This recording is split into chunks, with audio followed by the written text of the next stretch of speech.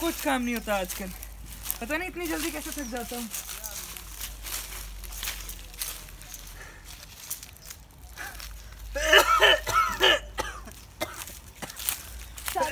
हम करते रहते हो ताकि अस्पताल ही दिखाया हो। अरे पानी तो दो पहले मुझे। मैं लेके आती हूँ पानी। अरे आपकी खांसी तो बढ़ती ही जा रही है, ये लो पानी पियो। अरे आपका तो शरीर भी तप रहा है और इतना पसीना, वो भी शाम को।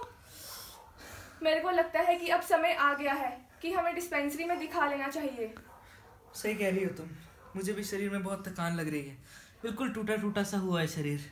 हम कल ही जाके डॉक्टर को दिखाएंगे। ठीक है, कल सुबह ही चल जाएंगे डॉक्टर के पास। अगले दिन सुबह ही देसो डिस्पेंसरी चला गया, लेकिन उचित उपकरण ना होने के कारण उसे शहर के बड़े अस्पताल भेज दिया गया, जहां अग्रिम जांच से पता चला कि वह टीबी पॉजिटिव है। कैसे आना हुआ आज हमारे घर? सोचा सुबह सुबह कोई सरकारी कोई मुफ्त की दवाई मिल जाती। जबान नहीं, मेरा मतलब है थोड़ा दर्द के लिए, ऐसे कुछ नहीं है। अस्पताल आ जाना, कोई ना कोई दवाई मिल जाएगी। ओ बेटा, अस्पताल तो मैं आई थी। अच्छा, अस्पताल से मुझे एक बात याद आई। वो देसो का क्या हुआ है? उसे तो खांसी हुई है। खांसी तो मुझे भी है। पर अम्मा जी, उसे कई हफ्तों से खांसी है, उसकी बलगम की जांच कराने पड़ेगी, शायद टीबी हो सकता है। टीबी? खांसी से टीबी? चलो अच्छा, भगवान जाने। चलो बेटा मैं चलती हूँ। अरे बैठो अम्मा जी, चाय पानी पी के जाओ। बेटा इतनी देर से तो चाय पूछी नहीं, अब तो घर जाके ही पीती हूँ। चलो ठीक है, करो अपना। यह बात अम्मा जी के पेट में ज़्यादा देर तक नहीं टिक पाई और उन्होंने पूरे गांव में इस बात का ढिंढोरा पीट दिया।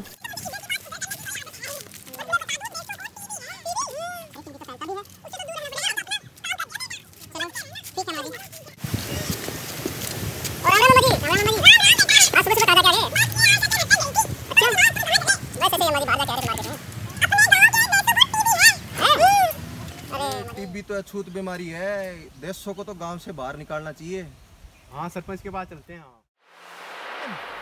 सरपंच साहब, देशों को गांव से बाहर निकालो, टीबी का मरीज है। अरे नहीं सरपंच साहब, प्लीज प्लीज। हाँ, निकालो। मेरा फैसला है कि देसो और उसकी घरवाली को गांव से बाहर निकाल दिया जाए।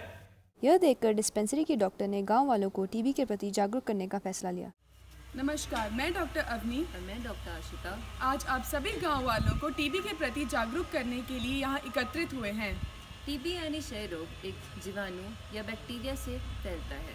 टीबी एक ऐसा रोग है जो आपके शरीर के किसी भी भाग में हो सकता है, नाखून व बाल को छोड़कर। इस बीमारी के कई लक्षण हैं, जैसे 2 हफ्ते से ज़्यादा खांसी रहना, खांसी में बलगम का आना, बलगम में खून भी आ सकता है, 2 हफ्ते से ज़्यादा बुखार रहना, बुखार का रात के समय बढ़ जाना और रात को पसीना आना, वज़न भी कम हो सकता है और साथ ही भूख का कम लगना, गहरी सांस लेते हुए सीने में दर्द होना इत्यादि। क्या इसका इलाज संभव है? जी हाँ, इसका इलाज बिल्कुल संभव है। हालांकि दवाइयाँ 6 से 24 महीने तक चल सकती हैं, लेकिन इस बात का ध्यान रखना कि बीच में कोर्स ना छूटे। तो डॉक्टर साहब, ये फैलता कैसे है? ये खांसने पर, छींकने पर या संक्रमित वस्तुएं यूज करने पर फैल जाता है। इसको हम ड्रॉपलेट इन्फेक्शन बोलते हैं। तो डॉक्टर साहब, ऐसे मरीज से तो हमारे को दूर ही रहना चाहिए फिर। नहीं, ऐसे लोगों से दूर रहने की कोई ज़रूरत नहीं है। एक्चुअली उपचार के 2 हफ्ते बाद ही इस रोग का संक्रमण काफ़ी हद तक कम हो जाता है। लेकिन पीड़ित व्यक्ति को इस बात का ध्यान रखना है कि खांसते हुए वो अपने मुंह पे हाथ रखे या अपने मुंह को किसी चीज़ से ढके।